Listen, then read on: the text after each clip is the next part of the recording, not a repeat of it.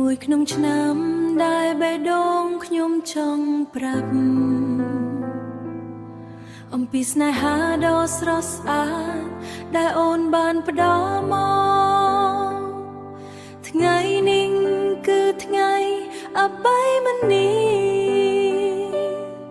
ផ្កាមួយបាច់បងផ្ដល់អូនដោយចិត្តស្មោះផ្កាមួយបាច់បងផ្ដល់អូនដោយចិត្តស្មោះអូនជាមនុស្សស្រីដែលបងគោរពជាពន្លឺបងភ្លឺផ្លូវជីវិតបងអូនធ្វើឲ្យថ្ងៃធម្មតាក្លាយជាថ្ងៃស្រស់ស្អាតស្នាមញញឹមអូនបំបត្តិឯកោរបស់បងបើគ្មានអូននៅក្បែរពិភពលោកបងក៏ស្ងប់ស្ងាត់ពិភពលោកបងក៏ស្ងប់ស្ងាត់គ្រប់ជំហានដែលបងដែលអូនតែឈរនៅជាមួយស្នេហាដែលអូនផ្ដល់ធ្វើឲ្យបេះដូងបងកក់ក្ដៅថ្ងៃអិនបៃមិននាបងចង់ប្រាប់អូនថាអូនមានតម្លៃជាងវ័យទាំងអូនជាកម្លាំងក្នុងបេះដូងបងអូនជាកម្លាំងក្នុងបងសន្យា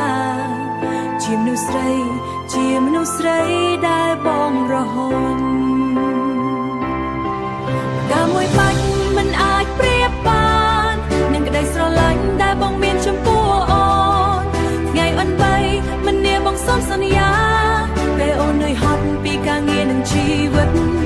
ពេលអូននឿយហត់ពីការងារនិងជីវិតបងនឹងនៅក្បែរជាមនុស្សស្ដាប់អូនពិភពលោកធំធេងប៉ុន្តែសម្រាប់បងអូនគឺជាពិភពលោកទាំងមូលអូនជាម្ដាយជាមិត្តនិងជាស្នេហាជាកម្លាំងដែលមិននៅទីចាថ្ងៃនេះបងចង់ឲ្យអូនដឹងថាបងអរគុណចំពោះអូនគ្រប់ពេលវេលានិងគ្រប់ថ្ងៃបងនឹងបងនឹងថែរក្សាអូនផ្កាមួយបាច់បង្ហាញតែបន្តិចនៃស្នេហាដែលបងមានចំពោះអូនថ្ងៃអនបីមិននានៅក្បែរដងបងអូនគឺស្រីដែលស្រ